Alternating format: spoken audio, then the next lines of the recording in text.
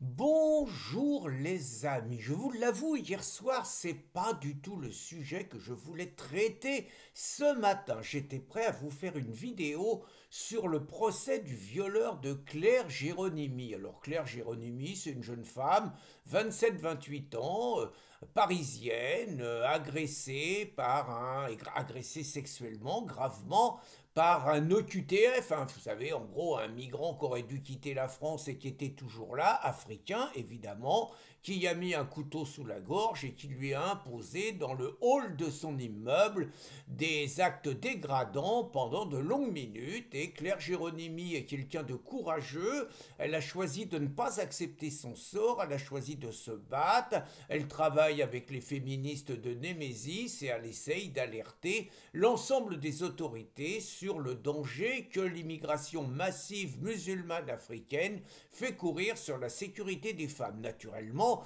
les féministes sont toutes aux abonnés absents parce que c'est pas la bonne violée. La bonne violée, naturellement, c'est Gisèle Pellicot, dont on s'interroge par ailleurs si les mecs ont pris 10 ans et plus de tôle, étaient vraiment conscients de faire un viol. Il y avait le mari qui était à côté, il pouvait raconter une simagrée selon laquelle elle faisait semblant de dormir. Enfin, très franchement, j'ai toujours trouvé ce procès suspect et manipulateur. Toujours est-il que les mecs ont morflé 100 fois plus que des migrants africains qui multiplient violence, actes, agressions et qui la plupart du temps s'en sortent avec des verdicts psychiatriques et tout, des erreurs de code, ils savaient pas, bon bref.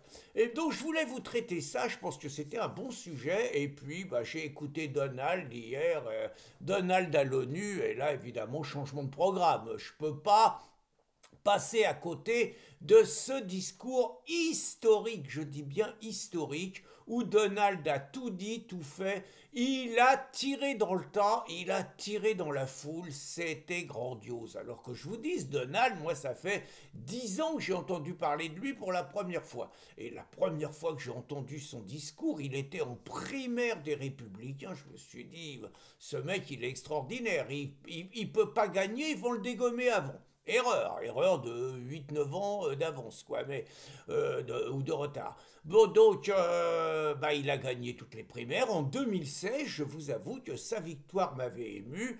On avait sorti le champagne avec Christine de bon matin, hein, c'est rare qu'on boive du champagne au petit déjeuner, mais là, ça le méritait. 2016, champagne, on disait l'Occident est sauvé, c'est bien. Si ça avait été Hillary, ça aurait été une catastrophe et tout. Bon, super. 2020, je regarde les résultats, j'étais convaincu que Donald avait gagné, donc j'ai ressorti le champagne. Là, j'ai peut-être fait avec un peu d'avance, j'avais sous-estimé l'ampleur de la magouille des démocrates et des bulletins qui étaient arrivés après, perdus. Hein, j'espère d'ailleurs que que ce scandale va éclater, que Donald prend son temps, mais qu'on va en savoir un jour un peu plus sur tout le bourrage d'urnes massif qui a existé aux USA en 2020 et 2024. Alors là, grandiose. Il faut reconnaître que depuis, Donald, il a beaucoup appris de 2016 et qui s'en prend frontalement à l'état profond, aux gauchistes, et qui fait un boulot exceptionnel depuis janvier, depuis qu'il est mis en place. Donc, Donald à l'ONU, il avait annoncé un discours musclé. Ça a été plus qu'un discours musclé, ça a été une véritable boucherie. Alors faut reconnaître que les crétins de l'ONU, ils ont fait ce qu'il fallait pour le mettre de mauvais poil. C'est-à-dire que Donald, il a rappelé que quand il était encore comme d'affaires, il avait prévu, il avait promis à l'ONU, proposé de leur construire un immeuble à 500 millions, hein, avec du marbre, avec tout, et que résultat, pour un truc qui a coûté 10 fois plus cher, ils n'ont pas de marbre et ils ont des escaliers, des ascenseurs qui marchent pas et des prompteurs qui marchent pas. Donc Donald, le prompteur qui marche pas, il a été obligé d'improviser. Il faut reconnaître que l'ONU, alors je vais vous dire, il a tiré dans la foule, je vais vous faire un résumé qui ne sera pas forcément dans l'ordre de son discours, mais un résumé. Bon, il a flingué l'ONU de première en expliquant d'abord que l'ONU, normalement, était là pour empêcher les guerres, et que non seulement l'ONU n'empêchait aucune guerre, qu'elle était d'une inefficacité totale, qu'il était obligé de se supplanter à eux, qu'il avait déjà mis fin à 7 conflits, on l'a peut-être un peu rajouté, mais qu'il a mis fin à 7 conflits, qu'il n'a jamais reçu un coup de gros lot, mais surtout, il a accusé l'ONU d'organiser l'invasion migratoire des États-Unis quand c'était les démocrates qui étaient au pouvoir, et en Europe en brisant complètement l'unité, l'identité des peuples et en mettant carrément ces pays en danger. Donc il a d'abord ciblé l'ONU, l'ONU couché.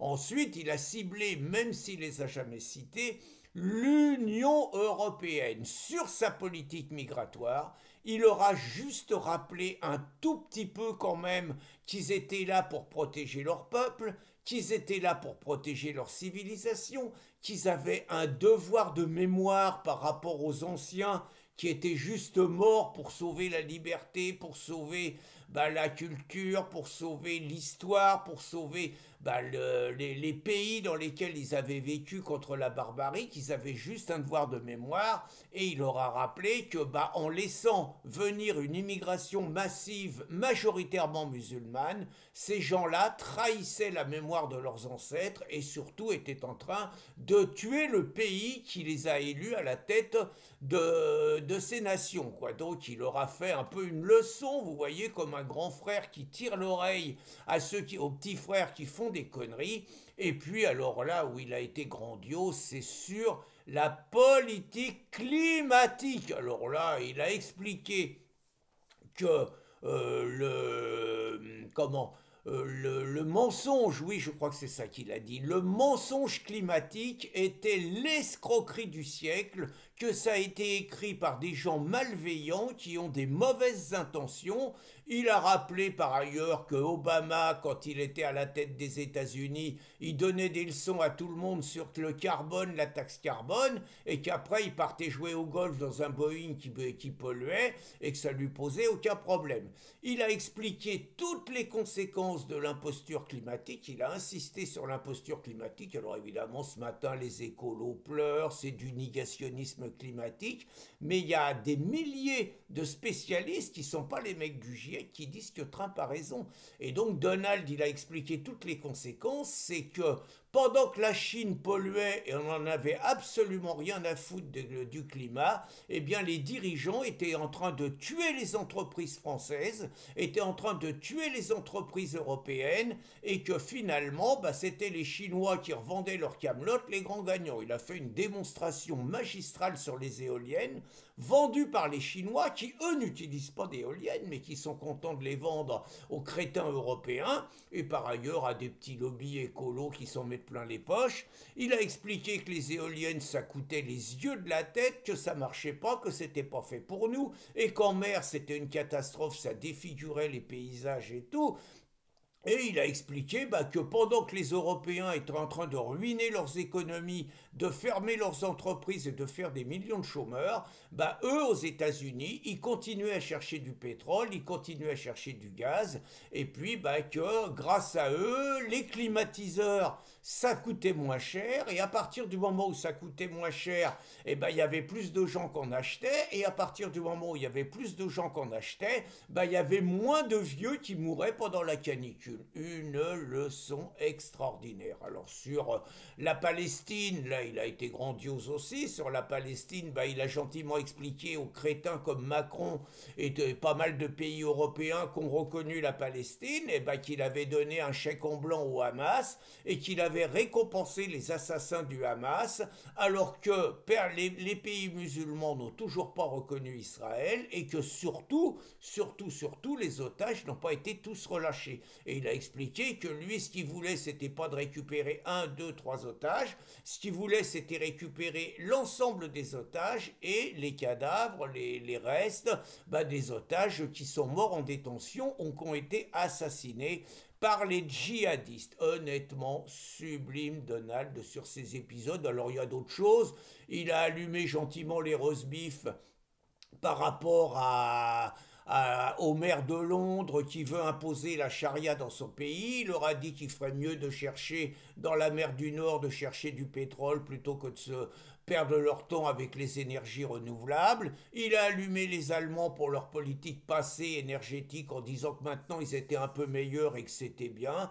Bon, très franchement, il a allumé Lula aussi, le Brésilien, là, qui a collé 27 ans de tôle à Bolsonaro, en disant qu'ils allaient bientôt se voir. Et je pense que ça serait bien que Lula il trouve une solution pour libérer Bolso, sinon je pense qu'il va y avoir des représailles sévères. Alors pourquoi je parais aussi enthousiaste sur Donald? Je pourrais vous ajouter plein de choses qu'il a dites, hein. Il a notamment terminé par un hymne à la liberté, un hymne à l'histoire des États-Unis qui fêteront leur 250e anniversaire l'année prochaine. Et je trouve que la comparaison entre Donald Trump, qui, en haut de la tribune de l'ONU, chante l'amour de son pays, et Macron, qui, il y a 6 ans, à l'ONU, expliquait que la France avait commis beaucoup de fautes et de crimes et qui demandait pardon à l'humanité, en gros, de tout le mal qu'avait fait la France, c'est le jour et la nuit, quoi. Et puis, bah, je vais vous dire, alors il y a peut-être un bémol sur la Russie, je n'ai pas trop compris où voulait en venir Trump. Bon, on va dire 95% de super. Bon, sur la Russie, peut-être qu'il en veut un peu à Poutine, il a l'impression d'avoir été un peu traîné roulé dans la farine, c'est possible, hein, mais en tout cas, ce qui est bien, moi je peux vous dire, on fait partie de ceux qui animent un site riposte laïque depuis 18 ans. Bon, on n'est pas habitué à entendre une personne à la tribune qui reprend à peu près tout ce que vous racontez, quoi. Alors je ne dis pas que c'est riposte laïque qui écrit les discours de Trump, hein, je n'aurais pas cette prétention. Mais bon, mis à part Éric Zemmour en France, et aujourd'hui Sarah Knafo, et encore, hein, sur le sanitaire, je suis sûr, la Trump en a pas parlé sur le sanitaire. Quand on voit la ligne de Kennedy, Trump est exactement sur cette ligne. Donc ça fait vraiment chaud au cœur, disons-le comme ça, d'entendre le président de la première puissance au monde reprendre à peu près tout ce que nous on raconte depuis 18 ans, qui nous vaut d'être traités de racistes, d'islamophobes, d'incitation à la haine, qui nous vaut des dizaines et des dizaines de procès. Eh bien, entendre quelqu'un comme Trump parler comme il a parlé hier, ça ne peut que nous inspirer une chose: vivement, vivement, vivement, un Trump français. Et aujourd'hui, je ne le vois possible qu'à Reconquête. Bonne journée les amis!